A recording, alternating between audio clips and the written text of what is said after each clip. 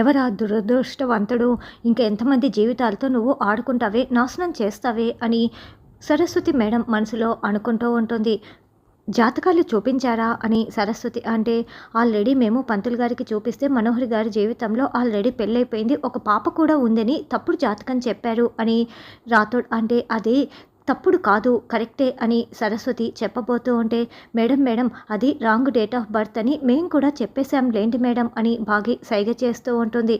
అవును, అనాథ పిల్లలకి కరెక్ట్ డేట్ ఆఫ్ బర్త్ ఎలా ఉంటుంది, మేము రాసిందే కదా, అయినా కూడా జాతకాల్లో చాలా తప్పులు ఉంటాయి, చాలా జాగ్రత్తగా ఉండాలి, జీవితాలే నాశనం అయిపోతాయి అని సరస్వతి అంటుంది. మా మనోహర్ని చేసుకోబోయేది మరెవరో కాదు, నా ఫ్రెండ్ పార్థునే అని అమర్ అంటే, ఈయన పోలీస్ ఆఫీసర్, ఏం పర్వాలేదు మేడం, మనోహరి జీవితం చాలా బాగుంటుంది అని బాగి చెప్తుంది.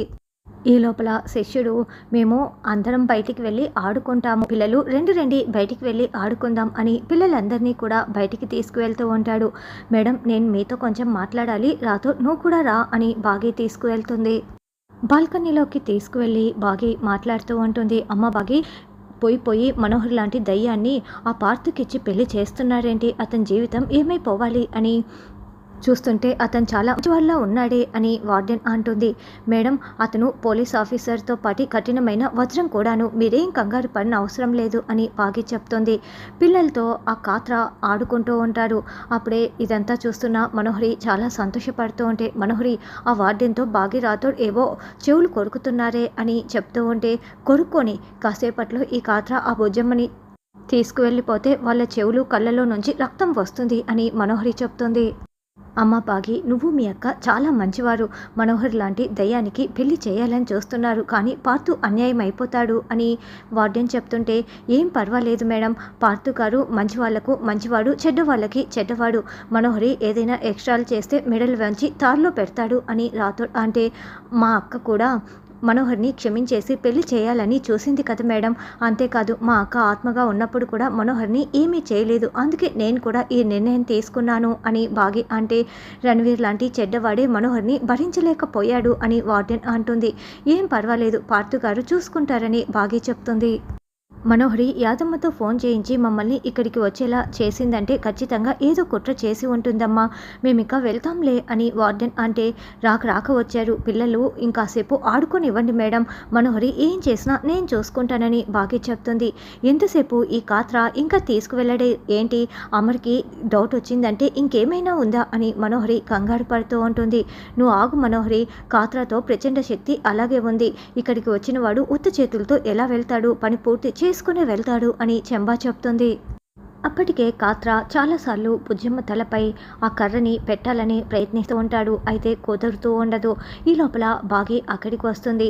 పిల్లలు అందరూ ఇలా రండి, బుజ్జమ్మ నిన్న నీకు ఆంజనేయ స్వామి బొమ్మని గిఫ్ట్గా ఇచ్చారు కదా, దానిని తీసుకొచ్చి ఆ విగ్రహాన్ని తీసుకొచ్చి అందరికీ చూపించు అని చెప్పడంతో, అలాగేనమ్మా అని బుజ్జమ్మ లోపలికి వెళ్తుంది.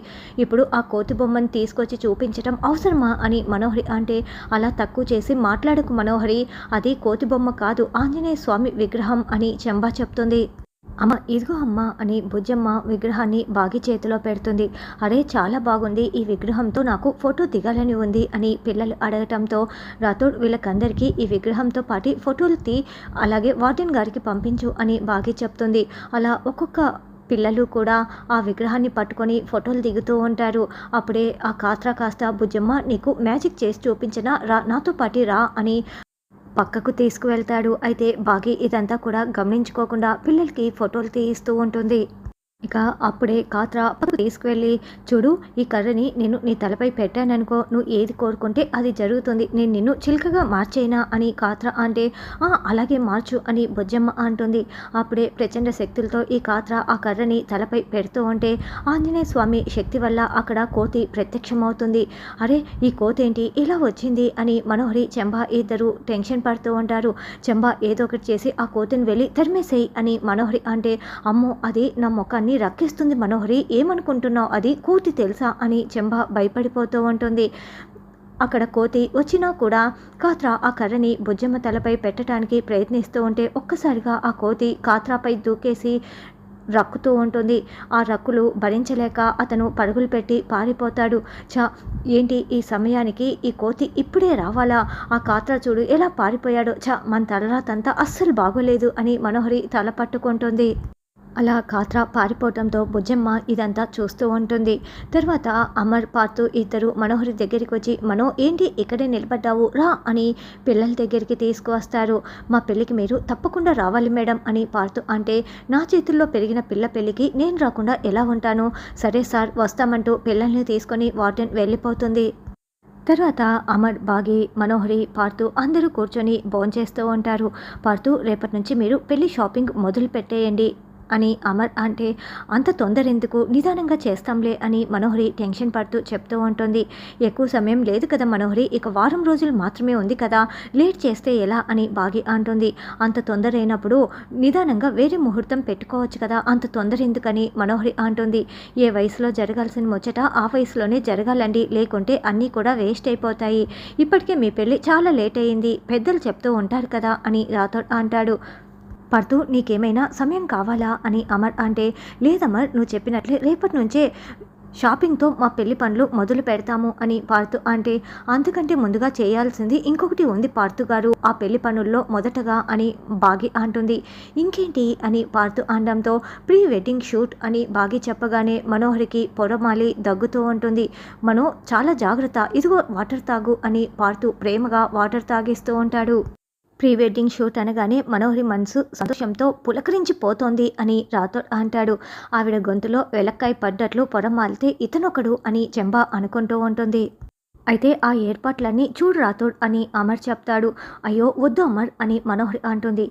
ఎందుకు వద్దు మనోహరి అని బాగి అంటే, ఇప్పుడు దానికంత ఖర్చు అవుతుంది కదా, ఎందుకంత ఖర్చు పెట్టడం నాకు కూడా అవసరం లేదు అని మనోహరి అంటే, నువ్వు అరుంధతి ఫ్రెండ్వి, ఖర్చు గురించి ఆలోచిస్తావేంటి, ఎంత డబ్బులు ఖర్చైనా నేను చూసుకుంటానని అమర్ అంటే, అవసరం లేదు అమర్, ఆ ఖర్చు అంతా నేను పెట్టుకుంటాను మనోహరి, నేనున్నాను కదా, నువ్వు ఖర్చు గురించి అస్సలు ఆలోచించకు, మన ప్రీ వెడ్డింగ్ షూట్ అయితే జరుగుతుంది అని పార్థు చెప్తాడు.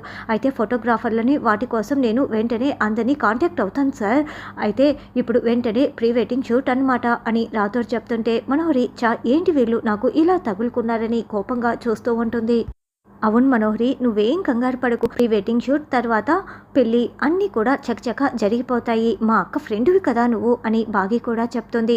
అలా భోంచేసి అందరూ వెళ్ళిపోగానే మనోహరి, ఏంటి ఇప్పుడు ప్రీ వెడ్డింగ్ షూటు, తర్వాత మెహందీ ఫంక్షన్, ఆ తర్వాత పెళ్ళి అన్నీ చకచక జరిగిపోతాయి, ఏ మాట కామాట చెప్పాలంటే రణవీర్ కంటే పార్థు చాలా అందగాడు, పోలీస్ ఆఫీసర్ కూడాను, ఇదే నీకు బెటర్ ఆప్షన్, ఇంకేమీ ఆలోచించకు అని, నీకు ఇంకేం కావాలి చెప్పు అని చెంబా అంటే, విషయం కావాలని మనోహరి అంటుంది. సారీ మనోహరి, ఇవాళ మెనూలో అది లేదు అని చెంబా చెప్పడంతో వెంటనే మనోహరి చెంబా గొంతు పట్టుకొని నులిమేస్తూ, నేను ఎలా కనిపిస్తున్నాను నీకు, వాళ్ళతో పాటు నీకు కూడా కామెడీ అయిపోయిందా, అయినా కూడా వీళ్ళందరూ నన్ను టార్గెట్ చేస్తున్నారు, నేను అమర్ని మాత్రమే పెళ్లి చేసుకుంటాను, అమర్ని పెళ్లి చేసుకునే సంతోషాన్ని మాత్రమే నాకు అసలైన సంతోషాన్ని ఇస్తుంది, భాగ్యని చంపటం ఇదే నాకు కావాల్సింది, నేను వాడిని పెళ్లి చేసుకుంటాను అనుకుంటున్నావా, చూస్తూ ఉండు ఏం చేస్తాను అని మనోహరి వార్నింగ్ ఇచ్చి వెళ్తుంది.